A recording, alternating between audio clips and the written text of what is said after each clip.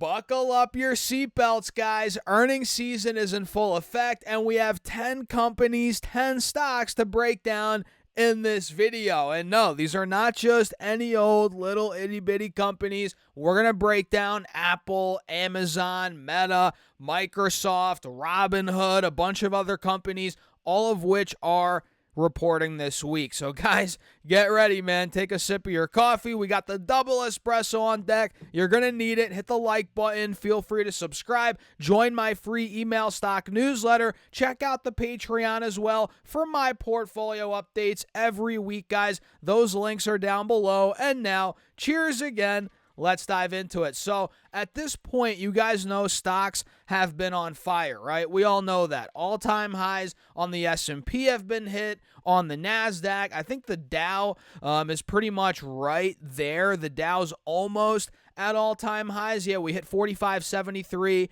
back in December. Now we're at 44,900. We actually just got over 45,000 a little bit last week. So the Dow's almost at all-time highs. SPY hit all-time highs. QQQ again, like I said, just hit all-time highs. And this is on the back of Google's earnings. We got earnings from Alphabet last week. They crushed it. Their company is, on fire right now on all cylinders, right? And they're increasing their CapEx, which we saw from 75 to 85 billion, which pushed up other companies, other stocks like Nvidia, right? Nvidia went up a lot, and it's the most valuable company in the world, right?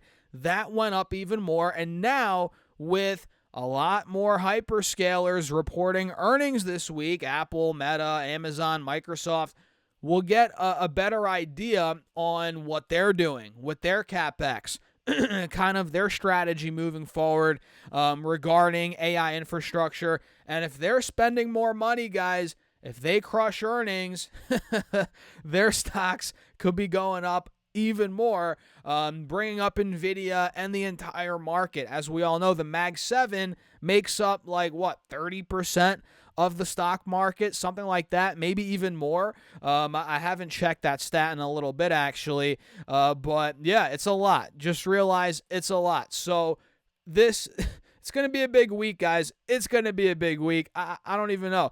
I can't even put it into words, right? So let's just dive into it. Let's break down these companies, the earnings estimates, what I'm doing with these stocks. So, actually, before we do that, let me get a sip of coffee, guys. I'm going to need it. All right. Cheers again, by the way. I appreciate you all for tuning in. Happy Sunday. So Apple is the first one we're going to talk about, which obviously has been suppressed. The stock price is nowhere near all-time highs like we're seeing in some of these other big tech names like Microsoft, Meta, Amazon, Google. All those are pretty much at all-time highs. Apple's nowhere near it. I guess it has made up some ground off the lows from April, but obviously with the the Chinese-U.S. relationship, the trade war, that's affecting Apple. It makes sense, right? And obviously anybody could tell you that when we get a deal with China, whenever that happens, I think it will, but the question is when. When we get that deal, this stock is probably going to break out, back to all-time highs. It might run before we even get the deal. Who the heck knows? It actually kind of looks like it's gearing up for a breakout. You guys see the charts here on Apple stock. We clearly have resistance at about 215. We've had that since the middle of April, so a good 3.5 months now, and we're making higher lows into that resistance. So we have an ascending triangle on Apple here to the point where if it breaks 215, next gap to fill is 225. If 225 breaks, we could be going up even more. So Apple is, I think, on Thursday. Yeah, they're the last day this month of July, so the 31st. They're reporting earnings this Thursday. And EPS, the analysts have them doing on average $1.42 versus $1.40 from last year, so not much improvement EPS-wise, but revenue is up a decent, not really, honestly, $88.96 billion versus $85.78 billion. That's up 3.7% year over year, not much. For Apple, obviously their growth has slowed down. We all know that. And, well, it's not looking the best. But, hey, I think, again, we got to deal with China. Even if we don't, I mean, even if their earnings are really good, I think we're going to break out here. Maybe we fill the gap to 225, and we'll see where it goes from there. But obviously, we all know Apple is very trade war dependent right now, so we'll see how that plays out. And full disclosure, I'm not in Apple. I haven't owned this stock in years, but I still track it, obviously. Number 2, we have Meta Platforms, which just hit an all-time high about a month ago. We hit 748 in the end of June after hitting 465 back in April. So we have Meta now pretty much up to all-time highs. It's funny because last time they reported earnings was during that April crash or right after the crash.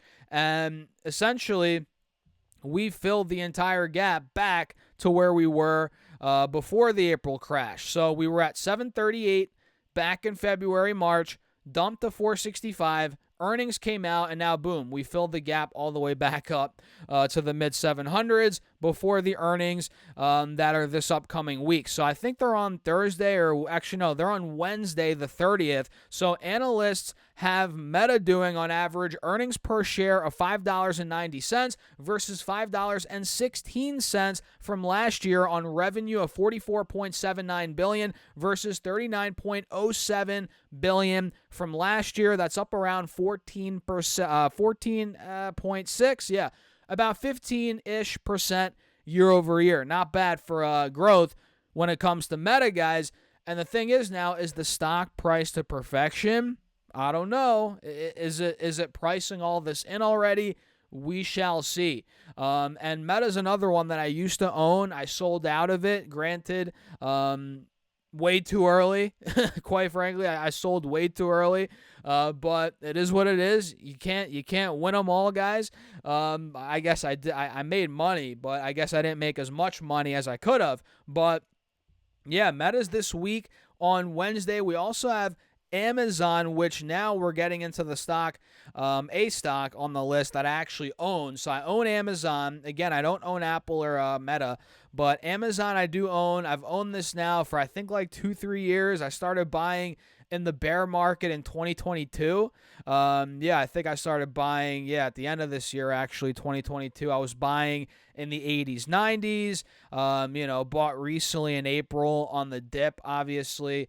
We saw a big crash in Amazon stock. We went from 240 all the way down to 158. So we were at 240 back in February, got down to 158, and now we're back to 230. So that was, one of the easier buy the dips out there. Amazon was. So now we're arguably also priced to perfection, just like Meta, heading into these earnings on Thursday, by the way. Amazon's on Thursday. So at this point, we're pretty much right back to all-time highs. Earnings per share right now, analysts have them doing on average $1.32 versus $1.26 last year on revenue of $162 billion versus versus $148 billion from last year, up around 9.5% year over year. Not bad growth, guys. Not bad growth considering their top line's $160 billion, man. That is insane. Insane. I mean,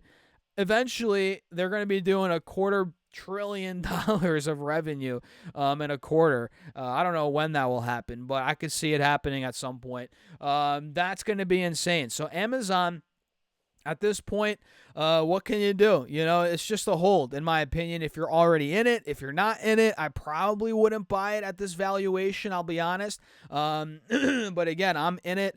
I bought it a couple of years ago. I'm in at a much lower price, so I'm holding on. I'm holding on tight heading into earnings, and I'm curious to see how their cloud business is looking. We saw Google's is crushing it. I want to see how Amazon's is looking, and Microsoft, right? MSFT, they're also this week, obviously. They're on the 30th. So that's Wednesday after the bell? That's on Wednesday after the bell. And man, Microsoft stock is on a heater, guys, up 50% off the lows from April. And it's just one of those names that just keeps on doing well, guys. Every dip gets bought up.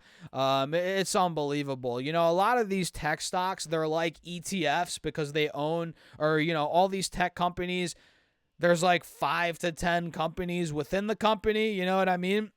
These days with all the segments that they have, and Microsoft is just like that, obviously. You know, they have so many different businesses within the business that they just keep crushing it, guys, and it's clear. It's clear in the stock price. All-time highs, pretty much priced to perfection, and for that reason, I'm being a bit cautious because I'm not in Microsoft right now.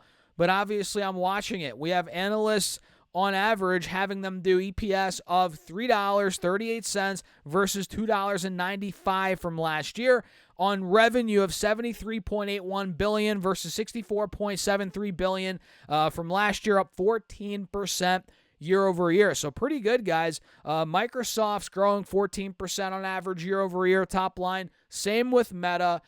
Pretty good, guys. Very good at that. So keep your eyes on them this week. The big four: Apple, Meta, Amazon, Microsoft. All you guys got to watch them, no doubt. And again, keep your eyes on their guidance and their CapEx. What is their CapEx looking like? What's the demand looking like for their products? Do they need more chips from NVIDIA, from AMD, from these other chip makers? That's kind of what I'm paying attention to here. Well, one of the things I'm paying attention to this earnings season. So Robinhood, number 5, I think, number 5. And we have another 5 after this, guys. So make sure to subscribe, hit the like button, stick on throughout this video. It's going to be a longer one. So we have Robinhood Markets, which, man, this stock has been on a heater. It's the definition of a heater, guys. This thing is up like 2 to 3x from where it was, actually more than that, from where it was back in April. And we have earnings coming up, I believe, on Tuesday, Wednesday. They're on Wednesday after the bell. So Robinhood at this point is down a little bit from where it was. We hit $113 on the 18th of July. Then we pulled down to $100. So we saw a $13 drawdown, 10%, little bit into correction territory there. And now we're recovering, right? We bounced off 100. Now we're at 105, bouncing off the 180 SMA. So clearly momentum is still there. The bulls, it doesn't seem like they want to slow down right now, guys. And we're just continuing to push. So if they crush earnings, and by the way, this might happen before earnings come out, but this stock could start pushing 110 again, 113, continuing this momentum. And with how Robinhood's been moving, guys, I wouldn't be surprised if we actually did that before earnings. Again, they're on Wednesday after the bell. So we have Monday, Tuesday, and Wednesday, 3 full days of trading before their earnings. So let's see, man. EPS, analysts have them doing 35 cents versus 30 cents from last year on revenue of $913 million versus, let's see, 900, or not 900, geez, that'd be bad, versus $682 million from last year, up around 34% year over year. So let's see, man. One thing that's a little bit alarming is the fact that the stock is up as much as it is heading into earnings, and the fact that they're not growing. You'd think the stock's up, 3-4x off the lows. You would think they're growing revenues by 100%, 80%. And not the dog on Robinhood. It's a great company, but they're only growing revenues by about 30%. It's a lot. It's a lot, no doubt, but you would think it's way more with how the market is right now. But that's what analysts have them doing. That's the thing. They have them doing 30-35% revenue growth. Now, if Robinhood comes in and they're like, yeah, guys, our revenue growth was 50% this year. Let's say they completely destroy the analysts' expectations. This could go a lot higher. That's the reality. This could go a lot higher. But as of now, they're expecting 30-35% revenue growth. Let's see if they beat that. Because if it comes in right in line, or maybe even worse, let's say it comes in under the expectations, this stock could potentially drop like a brick, considering how much it's up. So Coinbase is another one here, COIN, which is kind of similar, guys. Look, Robinhood and Coinbase, they're obviously different companies, right? But they're very similar. They're very similar in terms of the businesses, right? They're both trading firms, if you will. You know, they both involve retail investors, and when the retail market's hot, when retail investors are active, when stocks are hitting highs, when crypto's on fire, that's when these companies are crushing it. Coinbase, Robinhood, right? So with all this momentum we're seeing out there, I actually expect their earnings to be good. You know, I know we mentioned if Robinhood, let's say they grow less than expected, the stock could tank. Let's make this clear. Let me make this clear. I don't think that's going to happen. I'm just playing devil's advocate. I think they're going to crush numbers and maybe the stock goes higher, considering the environment we're in right now. But you got to realize when things start to get bad again, I don't know when, but when retail loses interest, let's say when crypto takes a 40% dump, these stocks are not going to be looking so pretty because guess what? When it comes to retail investors, they you know, especially super early beginner retail investors, if they're getting involved in the mania and the hype, the FOMO, they buy in, they're excited, oh my God, they're putting in all these trades on Robinhood, on Coinbase. If you're a beginner, man, once that first crash comes in and you feel some pain, you lose some money, guess what? You're going to run to the hills. You're going to lose. You're going to take your money out. You're going to sell for a loss, and you're not going to trade anymore. Or at least you're going to take a break. And that's what's going to hurt these companies in the short term. Not now, but eventually. Next time we get a crash, next time we get, you know, the confidence of retail investors to get shattered, right? Next time that happens, yeah, Robinhood, Coinbase, they're not going to be looking the best. But right now they're hot. They're hot because crypto's hot. Altcoins are on fire. We're arguably on the verge of altcoin season, which means a lot of these altcoins are about to go crazy. So I don't know if we're there yet, but at some point, man, we're going to get a 2022 level type crash on these stocks, but I don't think we're anywhere near that yet. Anyway, I don't want to get too carried away there. Coinbase EPS estimate is $1.35 versus 14 cents from last year on revenue of, let's see, 1.16 or 1.61 billion, versus 1.45 billion. So Coinbase is only growing. They're expected to grow 11% year over year. That's not much, guys, not much. But if they come in much better than that, obviously the stock could rip because it is down actually $50 from highs right now into earnings, which are on Thursday. So we are seeing some selling. Let's see if that dip gets bought up. So we also have PayPal this week. PayPal, I'm not the biggest fan of this company, I'll be honest. But they are this week. I believe on Tuesday or Wednesday.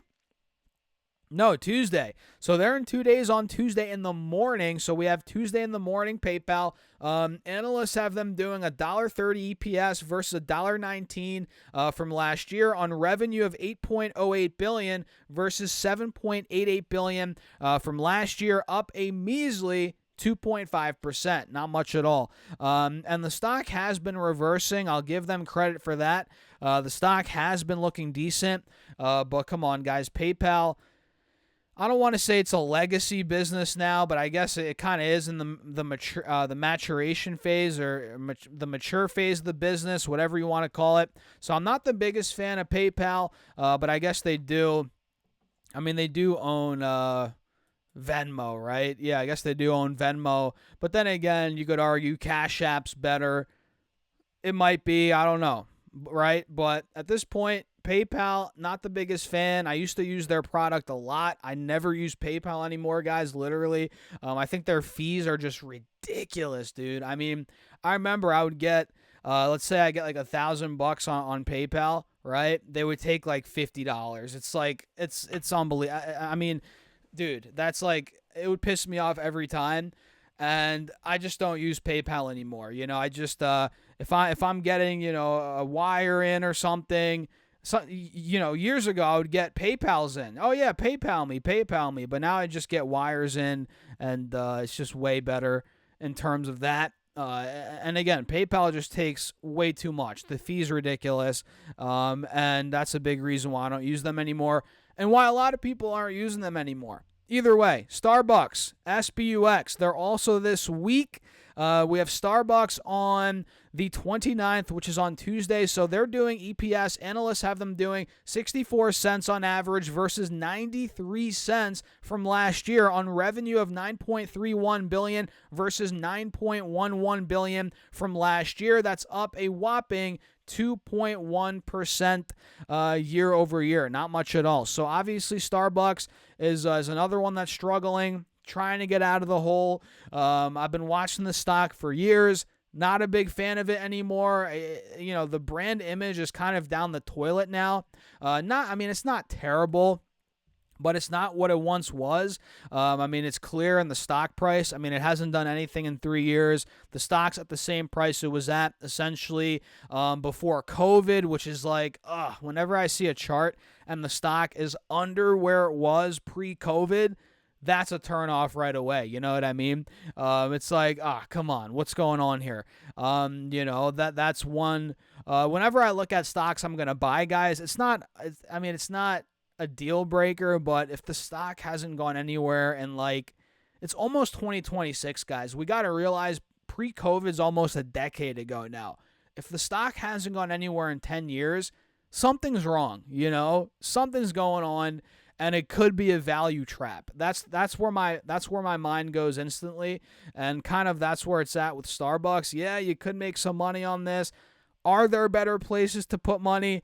I think 100% yes. So that's Starbucks. Not a big fan. We also have Visa this week, which Visa's Visa, you can't really hate too much on Visa or MasterCard.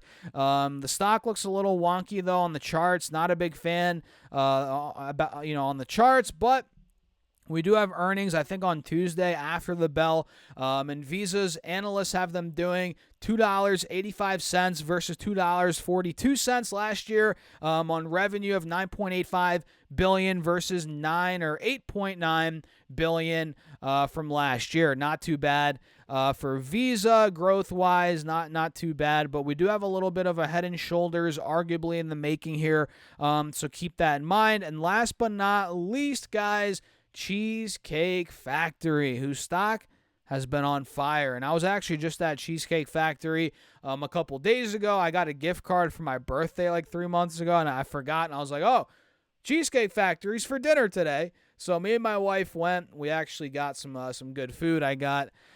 What did I get? I got this pasta with like a wine sauce with mushrooms and chicken. Man, it's good. It's good. It's a little expensive, I'll be honest. Cheesecake Factory is a little expensive. Their pasta dishes are like $25, $30. Bit more high end. Considering I go to like legitimate Italian restaurants too in Philadelphia. Around here where I live, I go to legitimate mom and pop Italian spots, and their dishes are like $20-$30. The fact that Cheesecake Factory is $30 and they use a box pasta that's clear, it's hilarious. But it's still very good food. But it is pricey, and the crazy thing is it's that pricey, and they're still running on razor-thin margins, which is why I don't like investing in restaurant businesses, and I couldn't even imagine running my own restaurant. That seems like a nightmare, but we're not going to get into that in this video. So Cheesecake Factory, analysts have them doing on average $1.06 EPS versus $1.09 from last year, on revenue of $947 million versus $904 million from a year ago. That's growth of around 5%. Not too bad there, but again, it's crazy, man. They're running on razor-thin margins, and their food's very expensive. It's a tough business to be in, man. The restaurant business, especially post-COVID. Very difficult. And that puts them in a pickle because there's only so much you can raise your prices before people just don't go anymore. And mind you, Cheesecake Factory, the one I was at, was packed. Let me say that.